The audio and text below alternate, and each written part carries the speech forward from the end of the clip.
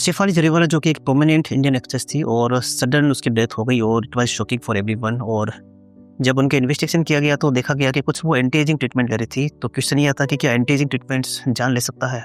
जानेंगे इस वीडियो में।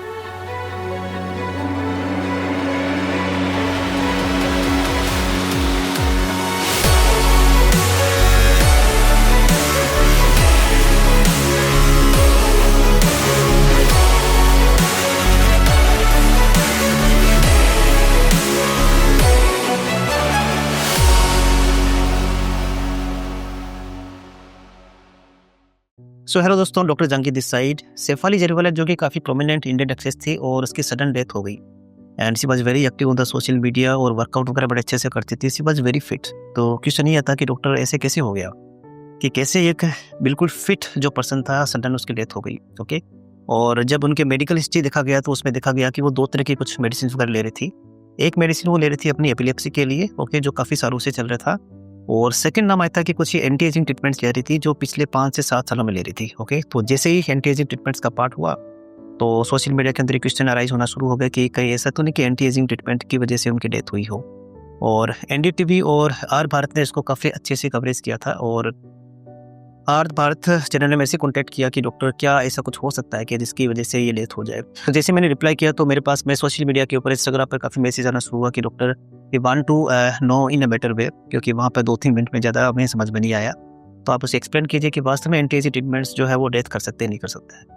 देखिए, पहले इस बात को हम साइड में रखते हैं। सबसे पहले हम ये देख लेते हैं कि वास्तव में एंटी एजिंग ट्रीटमेंट्स कौन कौन से होते हैं और कैसे कैसे हो सकते हैं और कौन कौन से पॉसिबल साइड इफेक्ट हो सकते हैं। एंटी एजिंग ट्रीटमेंट वो ट्रीटमेंट्स होते हैं जो हमारी एजिंग प्रोसेस को डिले करने के लिए या फिर हमें ज़्यादा यंग बनाने के लिए किए जाते हैं जनरली। ओके, और ये अलग अलग तरह के ट्रीटमेंट्स होते हैं। एक होता है बिल्कुल नॉन इन्वेजिव ट्रीटमेंट्स जिसको कहते हैं मेडिकल ट्रीटमेंट्स या नॉन सर्जिकल ट्रीटमेंट्स, जिसमें क्या करते हैं कुछ हम मेडिसिन का यूज़ कर सकते हैं जैसे कि vitamin C, vitamin A use कर सकते हैं, या कुछ लेजर्स का ट्रीटमेंट हम यूज़ कर सकते हैं जो कि हमारी स्किन को बेहतर बनाने में हेल्प करता है। सेकंड जो पार्ट आता है उसको बोलते हैं सर्जिकल ट्रीटमेंट्स। सर्जिकल ट्रीटमेंट में क्या होता है कि पेशेंट को बेहोश करके उसके बाद में कुछ ट्रीटमेंट किया जाता है, जैसे कि आपका फेस लिफ्ट करना, आपके अगर किसी को जैसे लगता है कि ब्रेस्ट को एनहेंस करना है तो ब्रेस्ट लिफ्टिंग की जा सकती है या ब्रेस्ट के साइज को कम किया जा सकता है। एक प्रोमिनेंट जो है आपका सर्जिकल ट्रीटमेंट है उसको बोलते हैं लाइपोसक्शन। अगर किसी को ज़्यादा ही वर्जन हो गया है, स्पेशली जो लोग टमी के ऊपर जो अगर फैट ज़्यादा होता है तो उसको कम करने का कोशिश करते हैं तो उसको बोलते हैं लाइपोसक्शन। और कभी कभी जो है वो अपनी बॉडी को एनहेंस करने के लिए जैसे कि बट लिफ्ट भी कराते हैं। ओके, तो इस तरह के कुछ ट्रीटमेंट्स वगैरह होते हैं जो कि सर्जिकली होते हैं और इन ट्रीटमेंट्स को हम जनरल एनेस्थीसिया में करते हैं। ओके, देखिए जितने भी आपके सर्जिकल ट्रीटमेंट्स वगैरह होते हैं तो वहाँ पे कहीं ना कहीं कुछ कॉम्प्लिकेशंस होने के चांसेस हमेशा रहते हैं। जिस अगर बात करें हम लाइपोसक्शन की बात करें तो ये मान के चलिए कि स्टडी बोलती है कि ऑलमोस्ट 15,000 पेशेंट में से एक पेशेंट को डेथ होने का चांसेस रहता है। उसी तरह से अगर बट लिफ्ट की बात करें जो कि ज़्यादा रिस्की सर्जरी माना जाता है, उसमें ऑलमोस्ट 1 पेशेंट इन 3,000 के आसपास डेथ होने का चांसेस रहता है। तो जितने भी सर्जिकल ट्रीटमेंट्स वगैरह होते हैं उनसे डेथ होने का चांसेस रहता है। लेकिन ये जो डेथ होती है, ये जो कॉम्प्लिकेशंस होते हैं कि ड्यूरिंग सर्जरी हो सकते हैं या फिर इमीडिएट आफ्टर पोस्ट सर्जरी हो सकते हैं। ठीक है, मीन्स एक सर्टेन टाइम जोन के अंदर हो सकते हैं। ऐसा कभी नहीं होता कि किसी ने आज सर्जरी कराई और उसका कॉम्प्लिकेशंस या डेथ हो जाए किसी 10 ईयर्स के आसपास या 10 ईयर्स के बाद हो जाए, तो जनरली ऐसा नहीं होता है। अब एक ट्रीटमेंट होता है उसको बोलते हैं मिनिमल इन्वेजिव सर्जरी। ओके, जिसमें क्या होता है कि बहुत ही ज़्यादा सर्जिकल पार्ट नहीं होता है, बहुत मिनिमल सर्जिकल पार्ट होता है, जिसको हम क्या करते हैं कि टॉपिकल एनेस्थीसिया या फिर लोकल एनेस्थीसिया लगा के उस ट्रीटमेंट को करते हैं, जैसे कि बोटॉक्स, फिलर्स ट्रीटमेंट हो गया या फिर आपका थ्रेड लिफ्ट हो गया। ओके, तो इनमें भी कह सकते हैं डेथ वाला पार्ट बिल्कुल नहीं होता है क्योंकि ये काफ़ी सेफ माने जाते हैं। हाँ, कुछ माइनर कॉम्प्लिकेशंस हो सकते हैं इसके भी, लेकिन कभी इसकी डेथ हो ये वाला पार्ट कभी नहीं होता, अभी तक तो शायद नहीं हुआ है। ओके, अब एक ट्रीटमेंट जो शेफाली जरीवाला ले रहे थे उसका नाम था आईवी इंजेक्शंस, और उसमें एक कह सकते हैं कि मेडिसिन होता है, इसका नाम है ग्लूटाथियोन।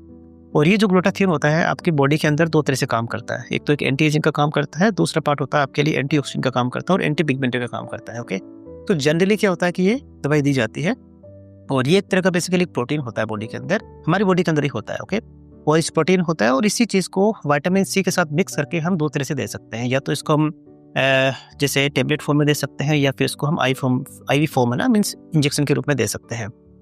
और ये जो पॉपुलर है पिछले 5 से 7 सालों में ही हुआ है, और जो शेफाली जरीवाला थी जो पिछले 5 से 7 सालों में ही ले रही थी इसको। ओके, पॉपुलर इसलिए हुआ है क्योंकि इससे स्किन में लाइटनिंग इफेक्ट भी आता है। मीन्स जिनका स्किन हल्का सा डार्क होता है तो स्किन लाइट करने के लिए जो है इसको दिया जाता है।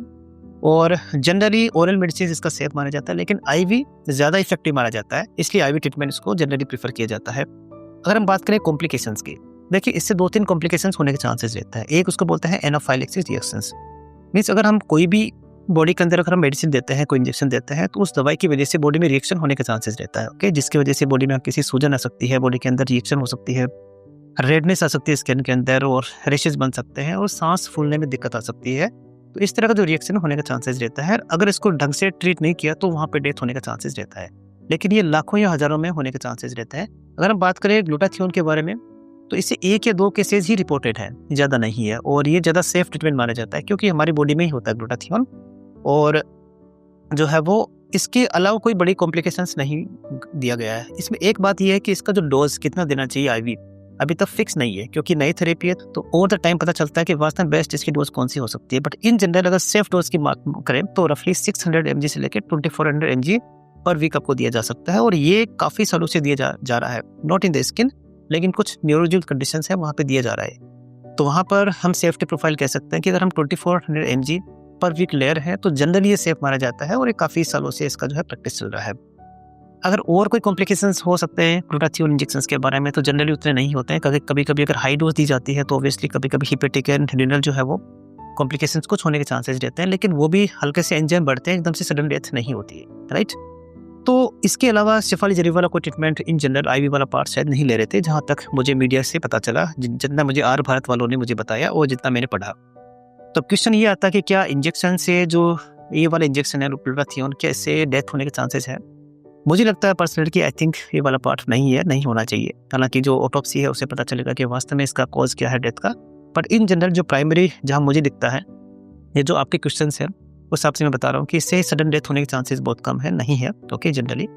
तो फिर भी इन जनरल हमें थोड़ा वेट करना चाहिए इस चीज़ का कि जो रिपोर्ट आए उसको हम ज़्यादा बिलीव करें, ओके। और सेकेंड, कोई भी आप ट्रीटमेंट ले रहे हो, एंटी एजिंग ट्रीटमेंट, तो प्लीज़ आप जो है वो डॉक्टर की सुपरविजन में लीजिए, ओके। काफ़ी बार सोशल मीडिया हम देखते हैं, काफ़ी चीज़ें देखते हैं और हम डिसाइड कर लेते हैं कि ये ट्रीटमेंट मेरे लिए बेस्ट हो सकता है, लेकिन ऐसा होता नहीं है, ओके। पर्सन टू पर्सन काफ़ी चीज़ें वेरी करती है।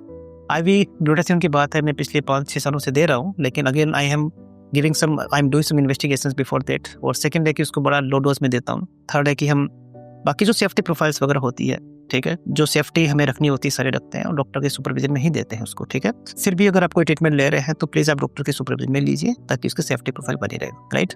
बाकी ऑटोप्सी का जो है रिपोर्ट का मुझे भी इंतजार रहेगा, अगर ऐसा कुछ आता है तो डेफिनेटली मैं उसके ऊपर एक वीडियो बनाऊंगा, कोशिश करूंगा कि इसमें आपको अपडेट दूँ। And thank you so much for watching this video.